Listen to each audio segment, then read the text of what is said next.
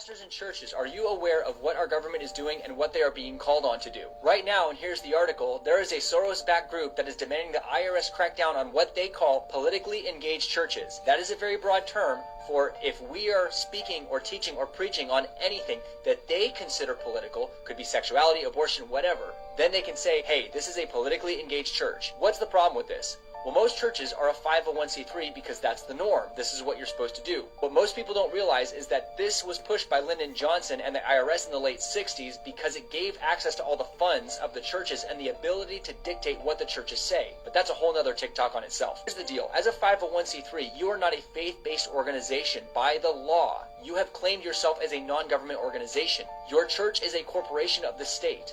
By the contract you signed, the creator of your church is the state. The sole authority and sovereign head over your church is the state. Your church is subject to the laws of that state and whatever limits they impose. Your church has no constitutionally protected rights. I'd recommend you go look up Barbara Keedy, 501c3 Incorporated Church, The Real Truth, from the Biblical Law Center in 2018. She lays out the facts defined in the law clearly that your church has no, and I repeat, no constitutional rights once you sign up for a 501c3. You have no First Amendment, freedom of speech, or freedom of religion.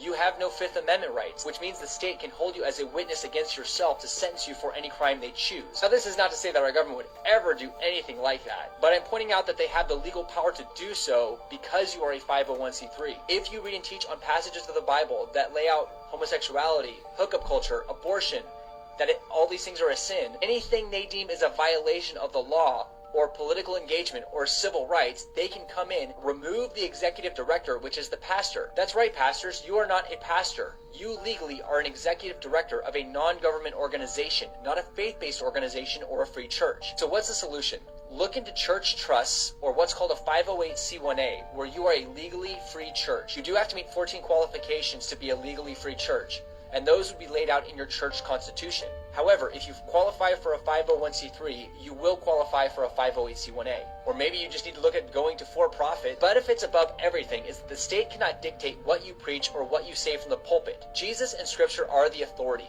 not the state. Not the state. And I would highly recommend that churches and pastors start looking at this seriously, especially with the way things are moving in our country. So KM, I'm going to see this. So KM, I'm going to talk about KM, and that's what it means. It's going to be real important because one of the things that we've heard is Israel is last. There's a lot of exposure that's going to come regarding the church and Israel and who they really are. KM's headquarters for many, many years, their homeland was Ukraine. They are what Revelation 2:9 and 3:9 says that they say they are Jews, but they are not. And they sit in the seat of Satan. And they're in control. That means they are part of the problem that's going to need to come down, which is going to take us into a conflict with Israel, which the church is going to be. And you know why they're going to have a hard time with it? Because they're not hearing the truth from the pulpits. Shame on them. Shame on these pastors that sign these 501c3s and now they cannot or will not speak the truth to the people. And here we are in the most critical time of all humanity, and the church is, wow.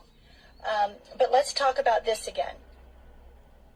KM, and you see who they are. Revelation 2:9, they're Jews that say they are Jews, but they're not. They're of the seed of Satan. What does that mean? You can follow their bloodline all the way to Canaanites.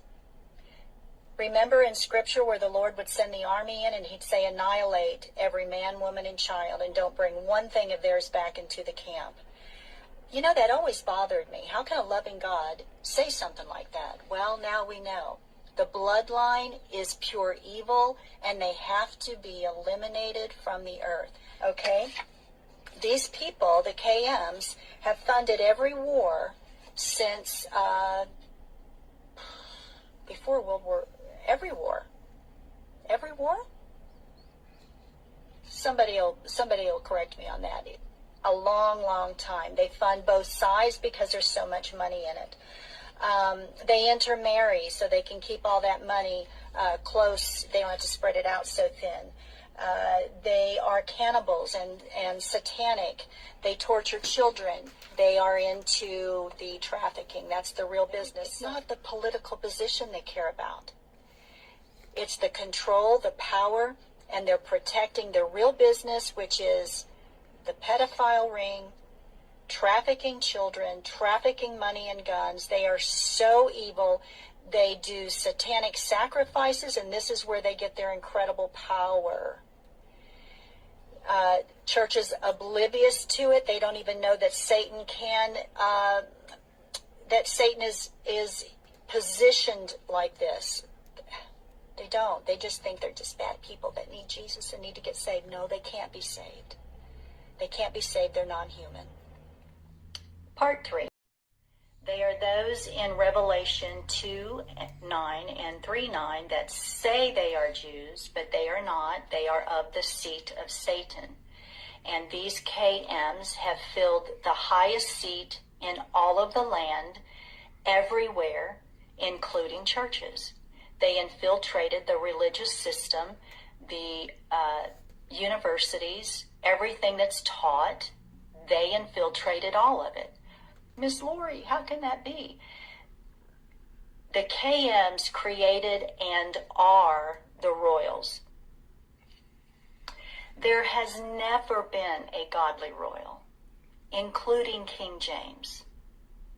Okay, so there's never been a godly royal, and we know what their business is. This is because they need the sacrifices. They need the you-know-what to make this. And of course, there's organ harvesting, all of it. Big, big money. This is the real profession that they are in. These politicians, royals, CEOs, and even some in the church.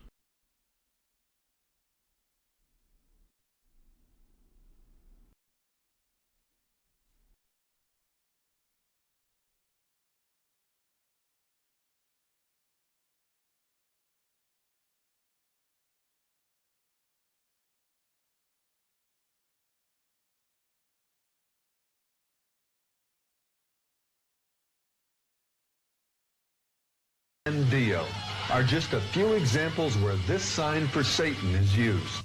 You can find this sign on the back of the Satanic Bible by Anton LaVey. It doesn't mean I love you. It means allegiance to Satan. When the thumb and 2 middle fingers are turned down and the index and the pinky are turned up, it signifies the horns of the goat. Nature. He has the traits of his mother. This is the Believer's Voice of Victory broadcast. Today, Gloria Copeland, my wife, will be concluding her series on the spirit of faith. You know what we were? Hidden channels of communication. God had prepared that man to meet us. By God. It is. I never even imagined it. My name is Bianca.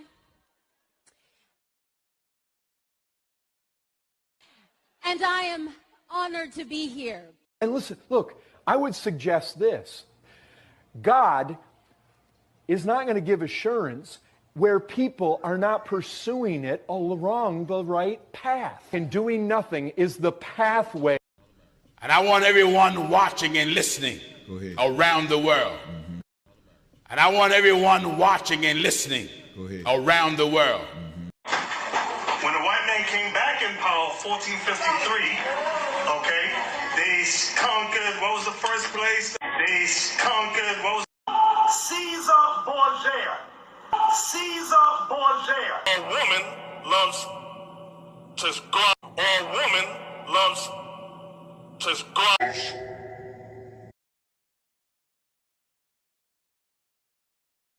Psalms 35:27, for the Lord takes pleasure in the prosperity of his servant.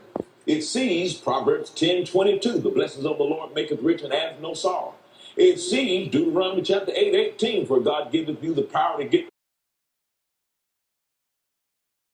This is the sign of the horns, a curse sign. the two fingers extended. This way, spread apart for sort of shotgun blast. Sort of shotgun blast. God just beat up Lucifer in a fist fight. Satan got mad, came down to earth. He had nothing to do. Satan got mad, came down to earth. He had nothing to do. And they all that wicked ain't saved. All that wicked ain't. So Billy Graham is nothing more than the high-level Masonic shill for the papacy, which is also fraught with Freemasons, if you read the book In God's Name by David Yallop.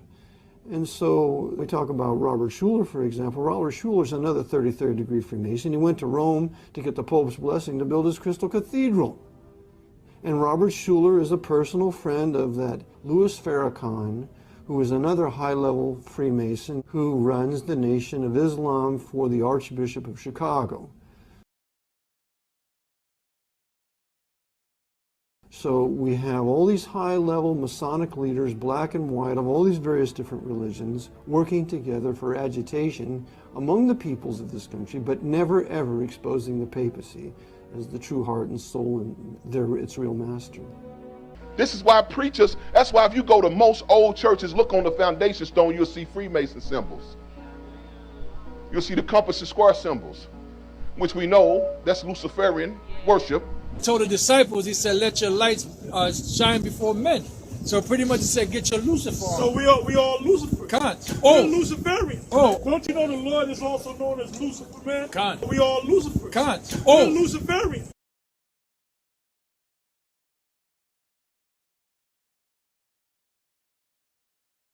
Lying, man!